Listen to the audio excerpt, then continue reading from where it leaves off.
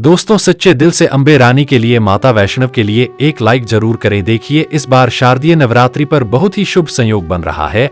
इस बार नवरात्रि 7 नहीं 8 नहीं पूरे 9 दिनों तक माता वैष्णव का वार रहेगा। इस बार नवरात्रि पूरे 9 दिनों तक चलेगी, ना एक भी दिन कम ना एक भी दिन ज्यादा। पूरे 9 दिनों तक माता रानी की भक्ति की जाएगी। 9 दिनों के नवरात्र बहुत ही शुभ और मंगलकारी माने जाते हैं, अत्यंत दुर्लभ होते हैं। आपको बता दें, इस बार शारदीय नवरात्रि 3 अक्टूबर दिन गुरुवार से लेकर 11 अक्टूबर दिन शुक्र रविवार तक रहेंगे, यानी दुर्गा अष्टमी 10 अक्टूबर को दिन गुरुवार को मनाई जाएगी और नवमी 11 अक्टूबर को, जो कि 11 अक्टूबर को कन्या पूजन किया जाएगा। आप चाहे तो दुर्गा अष्टमी पर भी कन्या पूजन, कन्याओं को भोजन खिला सकते हैं। शारदीय नवरात्रि पर कलश स्थापना का शुभ मुहूर्त है 3 अक्टूबर को सुबह 6:01 से सुबह 7:02 तक है। साथ ही अभिजीत मुहूर्त है 11:05 से लेकर दोपहर 12:04 पर होगा। दोस्तों देखिए, नवरात्रि का पावन पर्व मां दुर्गा को समर्पित होता है और नवदुर्गा को ही शक्ति कहा जाता है। इस संसार में शक्ति से बढ़कर की कुछ नहीं है। भगवान शंकर भी शक्ति के बिना शव के समान है, अर्थात मुर्दा के तुल्य है। तो आज की इस वीडियो में आप लोगों को नवरात्रि के 9 दिनों में भूलकर भी ना करें। यह 10 काम मां दुर्गा होती हैं, क्रोधित घर में आती हैं, दरिद्रता एवं गरीबी। तो आइए दोस्तों जानते हैं कि नवरात्रि के दौरान आपको कौन से 10 काम भूलकर भी नहीं करना चाहिए। दोस्तों, अगर आपको यह बातें महत्वपूर्ण लगती हैं तो इस वीडियो को लाइक करना ना भूले और इसे अपने दोस्तों के साथ शेयर करें ताकि वे भी मां दुर्गा की कृपा को समझ सके। नंबर 1, स्त्रियों का अपमान ना करें। शास्त्रों में कहा गया है, यत्र नारेस्तु पूजते रमन्ते तत्र देवता, अर्थात जहां स्त्रियों की पूजा होती है वहां देवता निवास करते हैं। नवरात्रि के समय किसी भी स्त्री का अपमान करना पाप है। स्त्रियां परिवार की धुरी होती हैं, उनका सम्मान करने से हमें मां दुर्गा की कृपा मिलती है। इसलिए यह ध्यान रखें कि किसी भी स्थिति में स्त्रियों का अपमान ना हो। नंबर 2, घर में कलह का माहौल ना बनाए। रामचरित मानस में कहा गया है, जहां सुमति तहां संपत्ति, जहां कुमति वहां विपत्ति। यदि घर में लड़ाई झगड़े होते हैं तो मां लक्ष्मी का वास नहीं होता। इस पावन पर्व के दौरान शांतिपूर्ण वातावरण बनाए रखें, घर में प्रेम और सद्भावना का माहौल बनाएं, जिससे मां दुर्गा की कृपा बनी रहे। आपको नवरात्रि के दौरान कौन सा कार्य सबसे महत्वपूर्ण लगता है, कमेंट में हमें बताएं। और अगर आपको हमारा वीडियो पसंद आया हो तो इसे लाइक और शेयर करें। नंबर 3, अनिष्ट कार्य न करें। नवरात्रि के दौरान झूठ बोलना, चोरी करना या धोखाधड़ी करना अशुभ है। यह कार्य न केवल मां दुर्गा को नाराज कर सकते हैं, बल्कि आपके सभी शुभ कर्मों को भी निष्फल कर सकते हैं। ऐसे कार्यों से दूर रहकर अपनी सोच और कार्यों को सकारात्मक रखें। जैसे ही हम आगे बढ़ते हैं, अगर आपको यह जानकारी उपयोगी लग रही है तो इसे लाइक करना ना भूलें। साथ ही अपने दोस्तों को भी बताएं ताकि वे भी इसका लाभ उठा सकें। नंबर 4, तामसिक आहार का सेवन ना करें। नवरात्रि में तामसिक आहार जैसे मांस, मदिरा, लहसुन और प्याज का सेवन ना करें। यह सभी चीजें मां दुर्गा को अप्रिय लगती हैं। इसके बजाय फल, दूध और अन्य सात्विक खाद्य पदार्थों का सेवन करें। ध्यान रखें कि नवरात्रि का समय शुद्धता का है, इसलिए केवल शुद्ध और सात्विक भोजन करें। नंबर 5, शारीरिक संबंध ना बनाएं। नवरात्रि के दौरान व्रत रखने वाले भक्तों को शारीरिक संबंध बनाने से बचना चाहिए। इस समय का उपयोग मां दुर्गा की भक्ति में लगाना चाहिए। अगर आप व्रत का पालन कर रहे हैं तो यह आवश्यक है कि आप ब्रह्मचर्य का पालन करें, जिससे मां दुर्गा आपकी हर इच्छा को पूर्ण करें। नंबर 6, महिलाओं को पीरियड्स आने पर ध्यान रखें। यदि किसी महिला को नवरात्र के दौरान पीरियड्स आते हैं तो उन्हें पूजा करने से दूर रहना चाहिए। वे मानसिक रूप से भगवान की आस्था रखें और पूजा के दौरान दूर बैठकर किसी अन्य व्यक्ति से पूजा करवा सकती हैं। ऐसा करने से वे अपनी भक्ति को बनाए रख सकती हैं। नंबर 7, चमड़े की वस्तुएं ना पहने। नवरात्रि के दौरान चमड़े की बनी वस्तुएं पहनना अशुभ माना जाता है। चमड़े का उपयोग पशुओं को मारकर किया जाता है, जो नवरात्रि के इस पावन समय में उचित नहीं है। कोशिश करें कि आप केवल सूती या अन्य नैतिक वस्त्र पहने। दोस्तों, आपका एक लाइक हमारे लिए बहुत मायने रखता है। अगर आप चाहते हैं कि हम आगे और अच्छी सामग्री लाएं तो इसे शेयर करें, यह हमारे लिए एक बड़ा समर्थन होगा। नंबर 8, घर को अकेला ना छोड़े। यदि आपने घर में कलश स्थापना की है तो घर को अकेला ना छोड़े, किसी एक सदस्य को अवश्य घर पर रुकना चाहिए। ऐसा करने से मां दुर्गा की कृपा सदैव बनी रहती है। घर में कोई भी सदस्य रहने से मां दुर्गा की उपस्थिति बनी रहती है। नंबर 9, बाल और नाखून ना कटवाएं। नवरात्रि के दौरान व्रत करने वाले भक्तों को बाल नहीं कटवाने चाहिए। यह भी ध्यान रखें कि दाढ़ी नहीं बनवानी चाहिए और नाखून भी नहीं काटने चाहिए। नवरात्रि में अपने शरीर की शुद्धता बनाए रखना आवश्यक है, क्योंकि यह मां दुर्गा की आराधना का समय है। दोस्तों, अगर आप चाहते हैं कि हम ऐसे और वीडियो बनाएं तो कृपया लाइक करें और इसे शेयर करें। आपके समर्थन से हमें और भी प्रेरणा मिलेगी। नंबर 10, अतिथि का अपमान ना करें। अगर आपके द्वार पर कोई कन्या या वृद्ध महिला भिक्षा मांगने आ तो उनका अपमान ना करें। उन्हें कुछ भेंट देना मां दुर्गा को प्रसन्न करने का एक तरीका है। नवरात्रि के दौरान कोई भी दुखी व्यक्ति आपके द्वार पर आता है तो उन्हें खाली हाथ मत लौटाए। यह न केवल आपकी भक्ति को दर्शाता है बल्कि मां दुर्गा की कृपा को भी आकर्षित करता है। नवरात्रि में कन्या पूजन का विशेष महत्व है। छोटी कन्याओं को माता रानी का स्वरूप माना जाता है। इन्हें भोग लगाकर प्रसन्न करके आशीर्वाद लेना चाहिए। कन्याओं को उपहार देने से मां दुर्गा खुश होती हैं और आपकी सभी इच्छाएं पूर्ण होती हैं। ध्यान रखें कि उन्हें अच्छे कपड़े, मिठाइयां और अन्य उपहार दें, लेकिन काले कपड़े ना दें। तो दोस्तों, नवरात्रि के इस पावन पर्व पर इन 10 कार्यों से बचें और मां दुर्गा की आराधना करें। लोगों को ध्यान से देखना है, ध्यान से सुनना है। मन में कोई जिज्ञासा है, मन में आप लोगों के कोई प्रश्न है तो कमेंट जरूर करना। मैं बिल्कुल ही आपकी मदद करूंगा। दोस्तों, आप सभी लोगों के मन में हमेशा यह प्रश्न होते हैं कि गुरुजी इस वर्ष नवरात्रि में हमें कुछ अच्छा जानकारी बताएंगे जिससे हमारा कल्याण होगा। देखिए, सभी लोगों को बताना चाहूंगा, आप सब लोग नवरात्रि में माता रानी की खूब पूजन पाठ करते हैं, माता रानी की खूब आराधना करते हैं, खूब सेवा करते हैं, लेकिन इनके बाद भी आप सभी लोगों से एक छोटी सी गलती हो जाती है कि माता रानी की पूजन पाठ करने के बाद जो बचा हुआ भस्म होते हैं, अगरबत्ती के, उन्हें दोस्तों अब सब जाकर के नदी में विसर्जित कर देते हैं। सबसे बड़ी यही हमारी गलती है। दोस्तों, हम सब माता रानी की पूजा करते हैं और माता रानी हमें प्रसन्न होकर के प्रसाद देती है। कौन सी प्रसाद देती है? जो अगरबत्ती के भस्म है वो माता रानी का प्रसाद होता है। जो गोबर की कंडे जलाते हैं आप दोस्तों, धूप दिखाने के लिए जो भस्मा होता है वो माता रानी का प्रसाद होता है और इसी प्रसाद को हम सीधा जाकर के नदी में विसर्जित कर देते हैं। यही दोस्तों सबसे बड़ी हमारी गलती है। तो दोस्तों, अगरबत्ती की भस्म का क्या करें, अगरबत्ती के भस्म से क्या क्या लाभ होता है और नवरात्रि के बाद अगरबत्ती की भस्मा हमारे कौन कौन सा तकलीफ को मिटा सकते हैं, सारे जानकारी इस वीडियो में बताऊंगा। तो दोस्तों, आप सभी लोगों को इस वीडियो को ध्यान से देखना है, ध्यान से सुनना है भैया। आधे बीच में छोड़ करके नहीं जाना है, हमेशा अभी से नहीं। मैं हर बार वीडियो में बोलता हूं, अधूरे ज्ञान हमेशा खतरनाक होता है।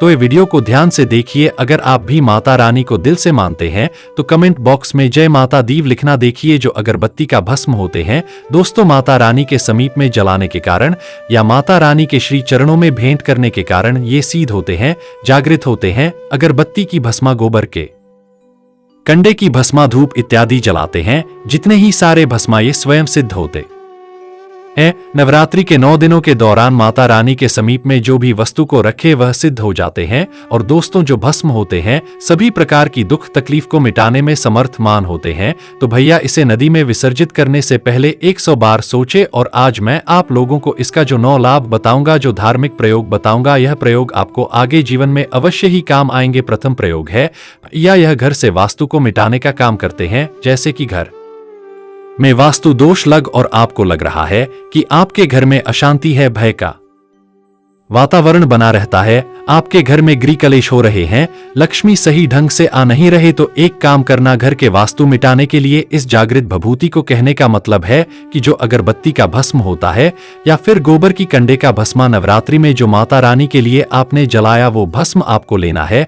थोड़ा सा आपको घी लेना है और इसे घोल करके आपको दोस्तों घर के जो मुख्य द्वार होते हैं, जो गेट होते हैं, वहां पे आपको स्वास्तिक बनाना है। जो स्वास्तिक है इसे भगवान का मंगलकारी स्वरूप कहे गए, भगवान गणेश जी का मंगलकारी स्वरूप कहे गए। और जहां पे भैया स्वास्तिक बनाए जाते हैं उस घर में हमेशा मंगल ही होता है, उस घर में कभी अमंगल नहीं होता। तो सिद्ध चीजों का प्रयोग करके, जैसे कि ये जागृत भभूति स्वयं सिद्ध होते हैं, इसलिए सभी प्रकार के कष्टों को दूर करते हैं। अब इसका दूसरा प्रयोग सुनिए। जैसे दोस्तों, घर की अन्न भंडार पे, जिसे हम रसोई घर बोलते हैं, वहां पे अगर इसे श्रीम लिख दे, इसे अगर श्रीम लिख दें तो दोस्तों आपके घर में कभी भी रसोई भंडार में दोस्तों ईंधन की कमी नहीं होगा। काम करना, इसके छोटे छोटे भभूति का छोटे छोटे टीके आप अपने घर के अन्न भंडार पे आप अपने घर के जो छोटे छोटे बर्तन है जहां पे आप सामग्री डालते हैं या फिर आप कांच के बर्नी रखें वहां पर भी छोटे छोटे टीके लगाइए। तो जो आपने ने उसमें वस्तु रखे वो वस्तु आपको बहुत ही ज्यादा फलीभूत होगा। वस्तु का मतलब जैसे धनिया रखें तो धनिया सबको घर में फलित होगा। नमक रखें वो नमक से लोग रोग ग्रसित नहीं होंगे। अर्थात ये छोटे छोटे उपाय आप जो है अवश्य करना। इसके बाद भैया थोड़ी सी इसके राख घर परिवार में जैसे जो लोग बीमारी से पीड़ित हैं उसे खिला देना। आप इसे थोड़ा सा स्वयं नवरात्रि के बाद खा लेना। तो जो लोग बीमार से पीड़ित है उन्हें थोड़ा थोड़ा खिलाना शुरू करना। तो गंभीर से गंभीर बीमारी भी माता रानी की कृपा से ठीक हो जाएंगे और स्वयं खाते तो अगर आपके जीवन में कोई परेशानी आ रही जैसे ग्रह नक्षत्र के पीड़ा वो सारे दूर हो जाएंगे। इसके बाद दोस्तों इसके चौथा प्रयोग है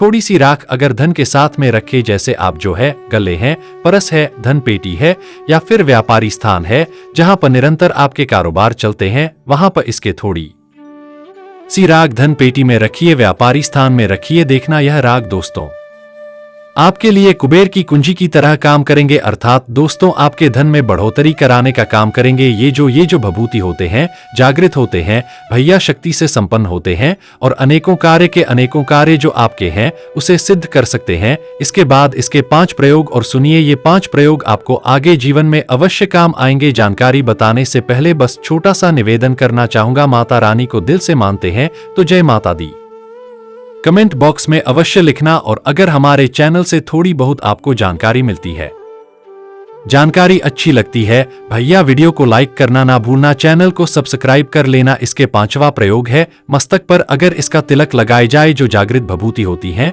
अगरबत्ती का गोबर की कंडे का नवरात्रि के बाद इसी स्टोर करके रखना। मस्तक पर इसके तिलक लगाते हैं, नित्य लगाते हैं, चंदन के साथ में घोल करके मिला करके लगा सकते हैं तो मन शांत रहते हैं, मन स्थिर रहते हैं, आपके जो ज्ञान उसमें वृद्धि होता है। दोस्तों आपके जो सरस्वती तत्व है शरीर की वो बढ़ जाते हैं, सोचने समझने की क्षमता बढ़ जाते हैं। इसका 6 प्रयोग भैया अगर किसी को नजर दोष लगा हो, घर पर में जो छोटे बच्चे होते हैं, पशु होते उन्हें नजर दोष लग जाते हैं। तो अगर भैया किसी को नजर दोष लगे हैं या फिर नकारात्मक शक्ति का भय सता रहे हैं, आपको लगते हैं घर में आपके नकारात्मक शक्ति है, भूत प्रेत इत्यादि बाधा है, तो एक काम करना यह भभूति आप अपने घर में छिड़कना। या फिर नजर दोष लगे भैया उनके शरीर पे, मस्तक पे, उनके चेस्ट पे अर्थात उनके छाती पे, उनके बदन पे लगा दीजिए, बिल्कुल ही नजर दोष भस्मा हो जाएंगे। इसका 7वां गजब का प्रयोग बता रहा हूं। बहुत सारे लोग भूत प्रेत टोना जादू इत्यादि बाधा से बहुत सारे लोग पीड़ित रहते हैं। हमने बहुत सारे लोगों को एनालाइज भी करके देखे हैं। तो भूत प्रेत बाधा से भैया जो लोग पीड़ित हैं उनके लिए मैं रामवाणी उपाय बता रहा हूं। ये जो अगरबत्ती का भस्म होते हैं नवरात्रि में जो आप जलाते हैं, गोबर की कंडी के भस्म होते हैं, इसे स्टोर करके रखना। और जो लोग भूत प्रेत बाधा से ग्रसित हैं उनके मस्तक पर से लगा देना तो तत्काल भूत प्रेत इत्यादि बाधा छोड़ करके भग जाते हैं। यह अजमाया हुआ प्रयोग है। यह भभूति पूरे साल भर आप स्टोर करके रखना। किसी को नजर दोष लगते हैं उनके मस्तक पर लगा देना। भूत प्रेत बाधा से ग्रसित उन्हें थोड़ा सा खिला देना और उनके मस्तक पर लगा देना तो भूत प्रेत इत्यादि छोड़ करके भग जाते हैं। इसके बाद भैया इसके और प्रयोग सुने। इसके टीके मस्तक पे लगाने से नवग्रह मंडल आपके शांत रहते हैं। बहुत सारे लोग बोलते हैं ना कि गुरुजी हम शनि से परेशान है, राहु से परेशान है, केतु से परेशान है, नगरा की पीड़ा हमें बहुत परेशान करती है। तो ना शनि आपको नुकसान करेंगे, ना राहु करेंगे, ना किसी भी प्रकार के नगरा में इतना हिम्मत नहीं कि माता रानी की भभूति को वजो है क्रश कर दें। अर्थात दोस्तों आपके बाल बाका नहीं कर पाएंगे। सब देवी माता की वंदन करते, अभिनंदन करते, देवी माता से ये सारी सृष्टि चल रही है। इसके बाद भैया इसके 9वां प्रयोग शून्य गुप्ता प्रयोग बता रहा हूं। वैसे ये प्रयोग नहीं बताना चाहिए लेकिन आप सभी लोगों के जानकारी के लिए, आप सभी लोगों के मन को शांत करने के लिए जानकारी बता रहा ये गुप्ता प्रयोग है। दोस्तों शत्रु नाश करने के लिए हमने बहुत सारे ऐसे लोगों को देखे हैं जो कि निरंतर बेवजह किसी को नुकसान करते हैं, बहुत ज्यादा परेशान करते हैं। हमारे सब सब्सक्राइबर लोग बहुत सारे जुड़े जिन्हें कई लोग बहुत ही ज्यादा परेशान करते हैं। उन लोगों को बताना चाहूंगा अगर यह जो भभूति होते हैं, अगर यह भभूति लिम बीज मंत्र से, लिम माता काली का बीज मंत्र है तो लिम बीज मंत्र से अभिमंत्रित करके अगर शत्रु के घर में आप फेंक देते हैं तो उनका सर्वनाश हो जाएंगे। लिम बीज मंत्र का भी दोस्तों एक प्रक्रिया होती है। कैसे प्रक्रिया होती है? लिम बीज मंत्र कम से कम आपको नवरात्रि में इसे 1100 बार जप करके सिद्ध करना होता है। खैर छोड़िए, ये जानकारी आप लोगों के जिज्ञासा के लिए जिज्ञासा शांत करने के लिए बताया हूं। तो गोबर की जो कंडे की भस्म होती है, अगरबत्ती की भस्म होती है, भैया आप नवरात्रि में भूल करके मत फेंकना, आप जो इसे स्टोर करके रखना। और भी मैं आप लोगों को आने वाले भी वीडियो में अच्छे से अच्छे जानकारी बताऊंगा, तो कंटिन्यू मेरे वीडियो को आप जो है वॉच करते रहिए। दोस्तों मेरी साधना चल रही, इसलिए मैं आप लोगों को सही टाइम में वीडियो नहीं दे पा रहा हूं। तो जानकारी अच्छी लगी हो तो आप लोगों से हाथ जोड़ के प्रार्थना, इस वीडियो को अपने तक सीमित मत रखना, इसे आगे जरूर शेयर करना हो सकता है भैया इस वीडियो से किसी को लाभ मिल जाए तो आपको भी पुण्य की प्राप्ति होगा, मुझे भी पुण्य की प्राप्ति होगा। दोस्तों वीडियो समाप्त करने से पहले आप सभी लोगों से एक निवेदन करना चाहूंगा। यह वीडियो आप लोगों को इसलिए मैं पुनः अवगत कराने के लिए बताया हूं ताकि आप सब लोग नवरात्रि के समय में खूब पूजा पाठ करते हैं,